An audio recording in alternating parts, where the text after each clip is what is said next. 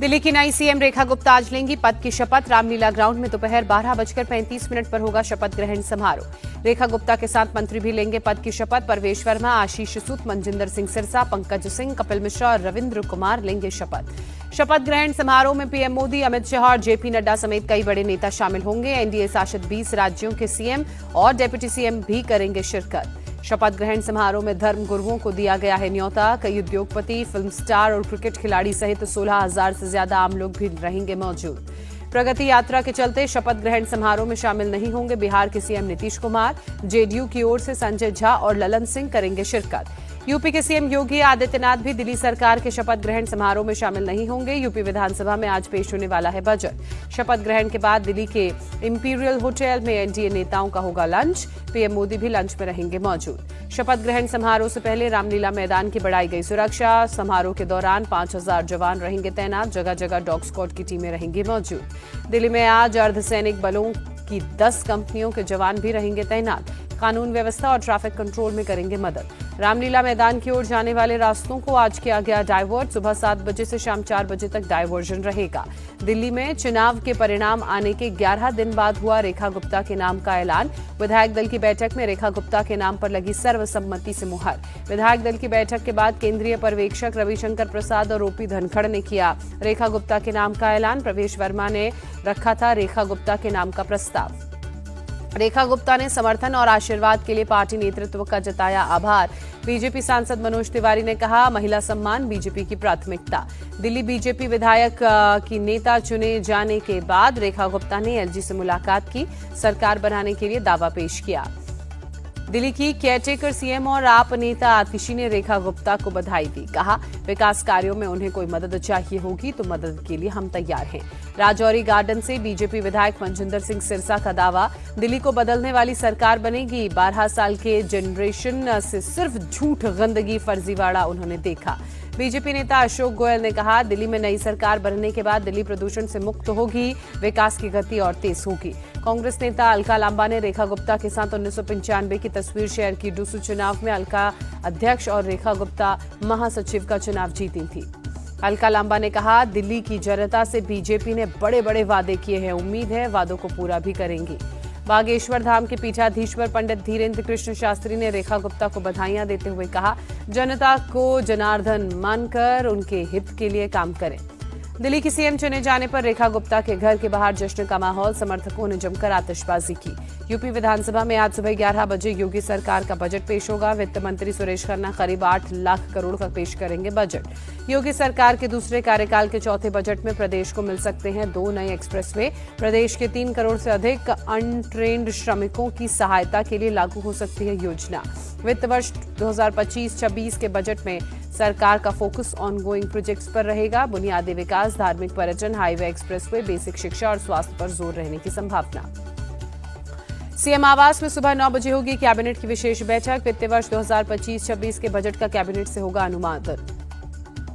राहुल गांधी का आज से 2 दिवसीय रायबरेली का दौरा। जगतपुर ब्लॉक में राणा बेनी माधव की प्रतिमा का अनावरण करेंगे। राहुल गांधी महिला कार्यकर्ताओं और छात्रों के साथ बैठक करेंगे। लालगंज में मॉडर्न रेल कोच फैक्ट्री का भी निरीक्षण करेंगे।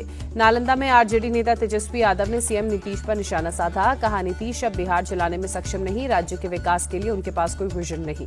तेजस्वी ने कहा, बिहार में लगातार अपराध बढ़ रहा है, सरकार अपराधियों को जेल से छुड़वाने का काम कर रही है। सीएम हाउस में अपराधी मिलते बैठते हैं। नीतीश कुमार को पुरानी गाड़ी बताने पर भड़के जेडीयू प्रवक्ता राजीव रंजन। तेजस्वी से पूछा, क्या लालू यादव को स्क्रैप में डालेंगे, क्योंकि लालू यादव नीतीश कुमार से पहले से राजनीति कर रहे हैं। प्रयागराज महाकुंभ का आज 39वां दिन। अब तक 56 करोड़ 75 लाख लोगों ने संगम में लगाई डुबकी। केंद्रीय वित्त मंत्री निर्मला सीतारमण ने त्रिवेणी संगम में स्नान किया। विधि विधान से मां गंगा की पूजा की। महाराष्ट्र के सांसद और डेप्यूटी सीएम एकनाथ शिंदे के बेटे श्रीकांत शिंदे पहुंचे प्रयागराज। पार्टी के कई नेताओं और कार्यकर्ताओं सहित पवित्र संगम में आस्था की डुबकी लगाई। केंद्रीय मंत्री राम मोहन नायडू ने त्रिवेणी संगम में स्नान किया। कहा, मैं इस अवसर को खोना नहीं चाहता था। यूपी कांग्रेस चीफ अजय राय ने संगम में लगाई आस्था की डुबकी। विधि विधान से की पूजा अर्चना। राहुल गांधी का महाकुंभ जाने का फिलहाल कोई प्लान नहीं। अमेठी से सांसद किशोरीलाल शर्मा ने दी जानकारी। बिहार के गया में प्रयागराज जाने वालों की भारी भीड़। प्रशासन की पुख्ता व्यवस्था के बावजूद ट्रेन में चढ़ने को लेकर दिखी अव्यवस्था। ट्रेन के पायदान पर यात्रा कर रहे लोग। महाकुंभ में स्नान के बाद वाराणसी पहुंच रहे श्रद्धालु काशी विश्वनाथ मंदिर में बाबा भोले का ले रहे आशीर्वाद। सीपीसीबी यानी सेंट्रल पोल्यूशन कंट्रोल बोर्ड ने एनजीटी को दिए रिपोर्ट में बताया, त्रिवेणी संगम में गंगा और यमुना का पानी नहाने लायक नहीं है। पानी में फीकल कोलीफॉर्म नाम का बैक्टीरिया तय मानक से ज्यादा। सीपीसीबी ने प्रयागराज में 9 से 21 जनवरी के बीच कुल 73 अलग अलग जगहों से सैंपल इकट्ठा किए। 6 मानकों पर जांच के बाद गंगा और यमुना नदी का पानी नहीं नहाने लायक बताया गया। सीएम योगी ने सीपीसीबी की रिपोर्ट को खारिज किया। कहा, संगम का पानी स्नान के लायक भी और आचमन के लायक भी है। सीएम योगी ने कहा, फीकल कोलीफॉर्म बैक्टीरिया के बढ़ने से कई कारण होते हैं। महाकुंभ को लेकर दुष्प्रचार किया गया। सीएम योगी ने विपक्षी नेताओं पर निशाना साधा। कहा, उनको महाकुंभ का आयोजन फालतू लगता है। भव्य महाकुंभ का आयोजन अगर अपराध है तो मैं करता रहूंगा। सीएम योगी ने कहा, वोट के लिए महाकुंभ का विरोध करना विपक्षी दलों की मजबूरी है। जो प्रयागराज महाकुंभ में आया वो भूखा नहीं गया। सीएम योगी ने कहा, 2013 के महाकुंभ में कई घोटाले हुए। उस समय कुंभ में चेंजिंग रूम तक नहीं बनाए गए थे। 1954 के कुंभ में तो 800 से ज्यादा श्रद्धालुओं की मौत हुई थी। सीएम योगी ने विपक्ष पर तुष्टीकरण का आरोप लगाया। कहा, उन्हें अक्षयवट और सरस्वती कूप के बारे में नहीं पता, लेकिन अकबर के किले के बारे में जरूर पता है।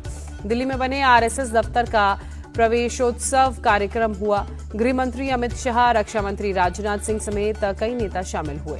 प्रोग्राम में आरएसएस के सर संघ चालक मोहन भागवत ने कहा, जितना भव्य भवन उतना भव्य काम करना है। मुख्य चुनाव आयुक्त और चुनाव आयुक्त की चयन प्रक्रिया से चीफ जस्टिस ऑफ इंडिया की भूमिका खत्म करने का मामला सुप्रीम कोर्ट में कल सुनवाई टली। जस्टिस सूर्यकांत ने कहा, इस मामले की सुनवाई के लिए पर्याप्त समय चाहिए। हम कोशिश करेंगे सुनवाई की जल्द कोई तारीख तय हो। हरियाणा बॉर्डर पर प्रदर्शनकारी किसानों और केंद्र सरकार के बीच अगली बैठक 22 फरवरी को चंडीगढ़ में। छात्र आंदोलन के बीच बीपीएससी ने 17वीं मेंस परीक्षा की तारीखों का ऐलान किया। 25 से 30 अप्रैल तक पटना में परीक्षा। बीपीएससी छात्रों के समर्थन में खान सर ने कहा, आयोग अपनी एक गलती छिपाने के लिए कई गलतियां कर रहा है। बीपीएससी अध्यक्ष को इस्तीफा देना चाहिए। तेलंगाना के साथ आंध्र प्रदेश सरकार ने जारी किया आदेश। सरकारी मुस्लिम कर्मचारियों को रमजान के महीने में दफ्तर से जल्दी निकलने की अनुमति। एआईएमआईएम नेता वारिस पठान ने कहा, महाराष्ट्र सरकार से भी मांग करूंगा, रमजान के महीने में मुस्लिम कर्मचारियों को शाम 4 बजे तक छुट्टी मिले। वारिस पठान की मांग पर बीजेपी नेता प्रवीण दरेकर ने कहा, ऐसे तो सरकारी कार्यालयों में काम होगा ही नहीं। कल को हिंदू भी मांग करने लगे तब क्या होगा। मध्य प्रदेश के बालाघाट में पुलिस ने 3 नक्सलियों को ढेर किया। सीएम मोहन यादव ने पुलिसकर्मियों की सराहना की। सीएम मोहन यादव ने कहा, पूरे देश से 2026 तक नक्सलियों को खत्म करना है। उस दिशा में मध्य प्रदेश में गंभीरता से काम हो रहा है। ठाणे के मुब्रा इलाके में पहाड़ियों में आग लगी, किसी के हताहत होने की हालांकि खबर नहीं। हिमाचल प्रदेश के कुल्लू में नहीं थम रही जंगल की आग, लाखों पेड़ों के जलने से पर्यावरण को नुकसान। वन विभाग के मुताबिक ड्राई सीजन की वजह से आग की घटनाओं में 2.5 से 3 गुना बढ़ोतरी।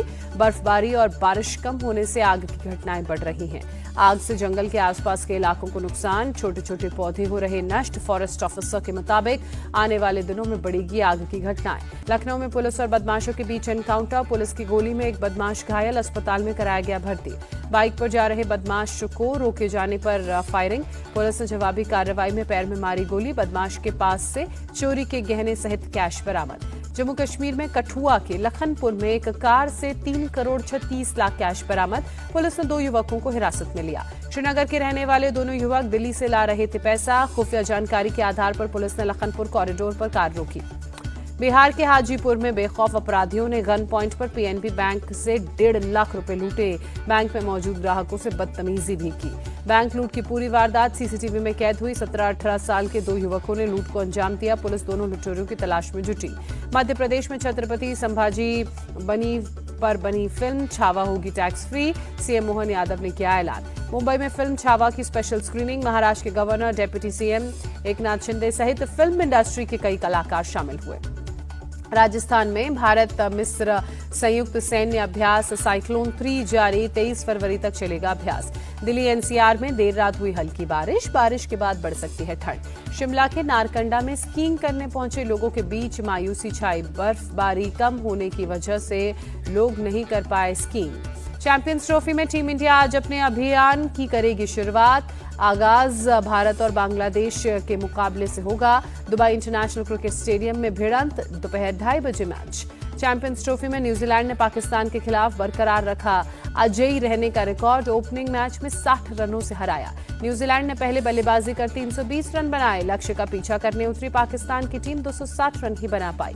आईसीसी वनडे रैंकिंग में बड़ा बदलाव। शुभमन गिल बने नंबर 1 बल्लेबाज, महीश तीक्ष्णा नंबर 1 गेंदबाज। शुभमन ने बाबर आजम तो महीश तीक्ष्णा ने राशिद खान को पीछे छोड़ा। वनडे रैंकिंग के टॉप 10 खिलाड़ियों में भारत के 4 बल्लेबाज। नंबर 3 पर रोहित शर्मा, नंबर 6 पर विराट कोहली और नंबर 9 पर श्रेयस अय्यर काबिज।